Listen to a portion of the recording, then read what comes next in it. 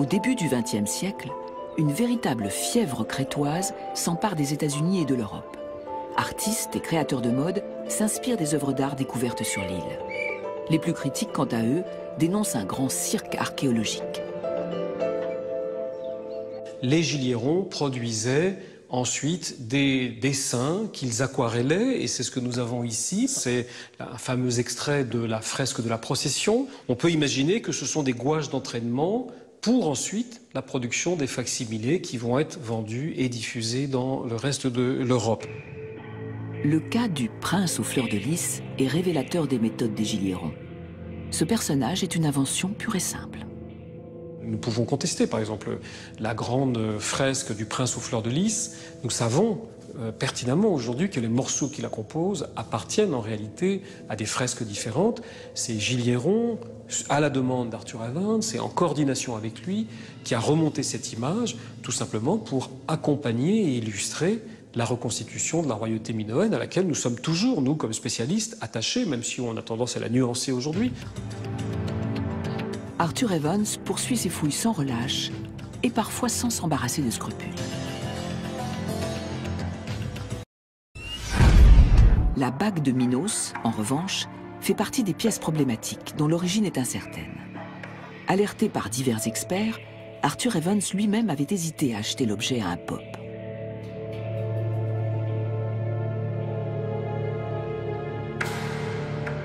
Aujourd'hui, le doute plane toujours sur cette bague exposée au musée d'Héraclion et authentifiée en 2002 par le Conseil supérieur grec de l'archéologie.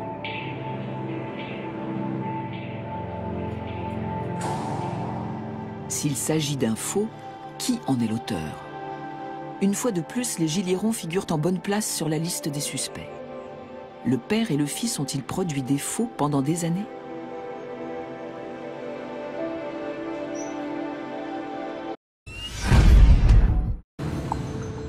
Jérôme Eisenberg, galeriste à New York, est un spécialiste de l'art de l'Antiquité.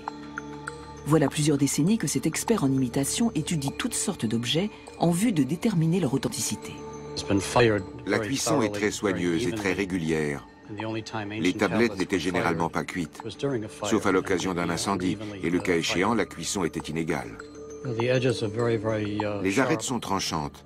On ne fabriquait pas d'objets en argile comme ça, qui risquaient de s'abîmer facilement.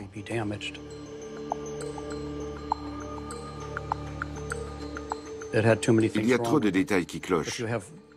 On peut admettre 2 ou 3 incohérences. Mais quand il y a 8 ou 9 éléments qui ne vont pas, on est obligé d'en conclure que l'objet est un faux. Regardez celui-ci, c'est une main gantée, un cestus en latin. Un symbole qu'on ne voit apparaître que 1500 ans plus tard à l'époque romaine. Ça ne tient pas debout. Si Eisenberg a raison, reste à savoir comment a procédé le contrefacteur. Il s'agit nécessairement d'un fin connaisseur des systèmes d'écriture anciens. Aucun archéologue n'a été le témoin direct de la découverte du disque. Pernier lui-même, semble-t-il, n'en a été informé qu'ultérieurement.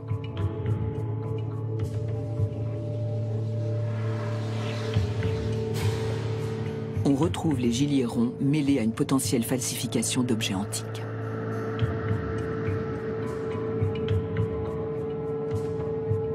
La cupidité a-t-elle eu raison de leur déontologie?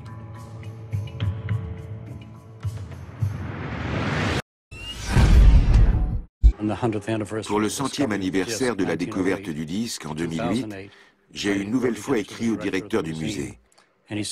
Il m'a répondu qu'il n'était pas question de toucher ou de déplacer ce trésor national, et que s'il se révélait être un faux, ce serait une catastrophe pour le tourisme.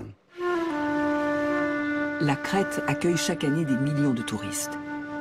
Knossos, Phaistos et le musée d'Héraclion attirent les visiteurs et contribuent pour une grande part à ce secteur économique, le premier de l'île, puisqu'il assure la moitié de ses recettes.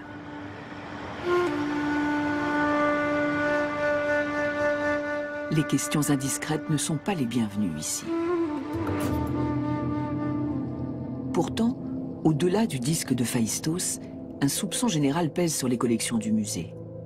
La représentation pittoresque de la civilisation minoenne présentée aux touristes est-elle une pure invention? Le musée fait néanmoins des efforts en matière de transparence et signale certaines erreurs d'interprétation passées.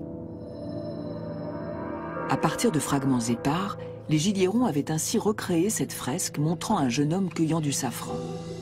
Des recherches ultérieures ont prouvé qu'elle représentait initialement un singe.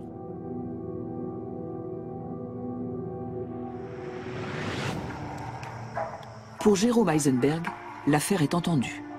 Luigi Pernier est à l'origine de la supercherie.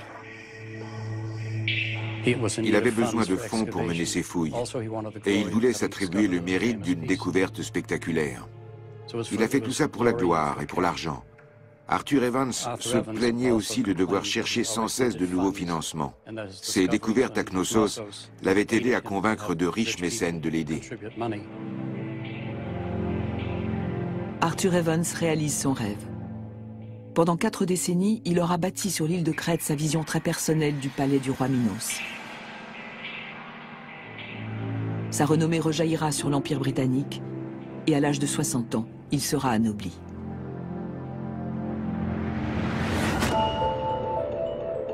Et tant pis si ses détracteurs voient dans Knossos un grand Barnum. Chaque année, des millions de visiteurs viennent admirer les édifices de plâtre et de béton armé. Mais certains archéologues réclament aujourd'hui que l'on rase la reconstitution d'Arthur Evans. Si les découvertes d'Heinrich Schliemann et d'Arthur Evans ont rencontré un tel écho, c'est aussi grâce au travail des Gilliéron, père et fils. Leurs créations ont façonné notre image idéalisée de la première grande civilisation d'Europe.